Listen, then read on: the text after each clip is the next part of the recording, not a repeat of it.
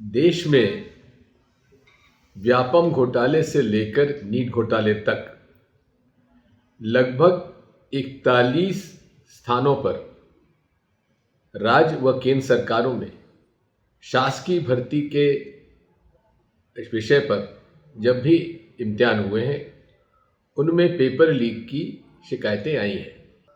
यदि हम वापस जाएं व्यापम प्रकरण में, तो सीबीआई को माननीय सुप्रीम कोर्ट ने केस सौंपा था, लेकिन स्वयं सीबीआई ने जिस प्रकार का इन्वेस्टिगेशन किया उसमें उन पर खुद पर भ्रष्टाचार के आरोप लग चुके। पूरी तरीके से सुनियोजित ढंग से इस देश में जितने भी या तो रिक्रूटमेंट के लिए या नीट जैसे इम्तिहान के लिए, जिस तरह से इंजीनियरिंग और मेडिकल कॉलेज में भर्ती के लिए होते हैं, क्लैट में होता है, ऐसे लगभग 41 प्रकरण सामने आए पिछले 5 सालों में। और इसमें दुख इस बात का है कि प्रधानमंत्री जी आज चुप हैं। लाखों अभिभावकों ने करोड़ों रुपए खर्च करके, सैकड़ों करोड़ रुपए खर्च करके सब मिलाकर उन्होंने अपने बच्चों को कोचिंग दिलवाई। कोचिंग करने के बाद जिनको कि छात्रों को ज़्यादा नंबर मिलने चाहिए थे, जो कि एम्स में भर्ती हो सकते थे, वे आज इस घोटाले की वजह से पीछे रह गए। यहाँ तक बताया जाता है कि एक छात्र जिसको कि 720 नंबर नीट में आए हैं, वो हायर सेकेंडरी के इम्तिहान में फेल हुआ है। अब आप समझ सकते हैं कि जो व्यक्ति हायर सेकेंडरी का इम्तिहान पास नहीं कर पाया, आज वो एम्स में भर्ती होने के लायक नीट एग्ज़ाम ने बना दिया है। मेरे कुछ प्रश्न हैं माननीय प्रधानमंत्री जी आपसे और धर्मेंद्र प्रधान जी आपसे। प्रदीप कुमार जोशी जी यूपीएससी के अध्यक्ष रहे, आज एनटीए के वे अध्यक्ष बनाए गए हैं। उसके पहले वे मध्य प्रदेश और छत्तीसगढ़ के पब्लिक सर्विस कमीशन के चेयरमैन रहे हैं। उन्हीं के अध्यक्षता के अंदर इतना बड़ा घोटाला हुआ है, लेकिन जांच के आदेश भी वही दे रहे हैं और वही जांच करेंगे।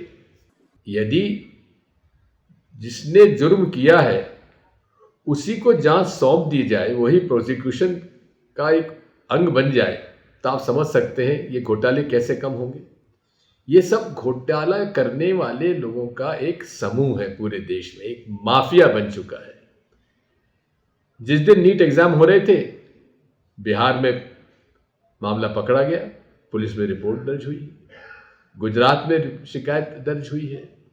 लेकिन नीट के एनटीए जो कहते हैं कि इसमें कोई दिक्कत नहीं है, कोई अनियमितता नहीं हुई है, ग्रेस मार्क्स दे दिए गए, और कई लोग जो ग्रेस मार्क पास पाकर और 720 नंबर उन्होंने पा दिए। अनेक जो प्रश्न हैं मैंने अपने सोशल मीडिया पर डाले हुए हैं, उसका जवाब सरकार को देना चाहिए।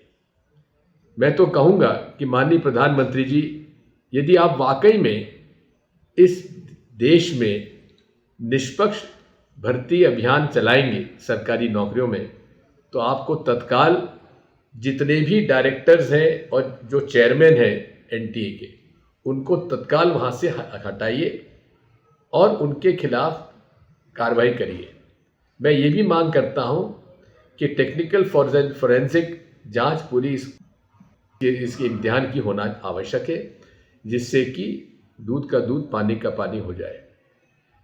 मैं आज इस अवसर पर माननीय प्रधानमंत्री जी आपसे ये भी अनुरोध करूँगा कि इस पूरे नीट इम्तिहान को आप कैंसिल करिए और फिर से इसका इम्तिहान करवाइए, क्योंकि जो लड़के 720 नंबर पा गए हैं वही आज पूरे के पूरे एम्स पे कब्जा कर लेंगे। आप समझ सकते हैं कि एम्स जो हमारी एक प्रीमियर इंस्टीट्यूशन है देश की और अंतर्राष्ट्रीय क्षेत्र में उसका नाम है, उसको भी आप लोग ऐसे लोगों से अगर भर्ती कराएंगे तो हालत क्या हो सकती है आप समझ सकते हैं। इसलिए साथियों, हम सबको इस घपले के खिलाफ आवाज़ उठाना चाहिए और इस घपले के खिलाफ आप न केवल आवाज़ उठाएं, लेकिन जन जन में जाकर इसको हमें एक्सपोज करने की आवश्यकता है। इसे उजागर करने की आवश्यकता है और हमारी सहानुभूति पूरी उन सब हमारे अभिभावकों के साथ है, उनके माता पिताओं के साथ है जो बच्चे कोचिंग कर 2-2 3-3 साल से कोचिंग करने के बाद भी इस घोटाले में फंस गए और वे आज नीट एग्ज़ाम क्लियर नहीं कर पाए।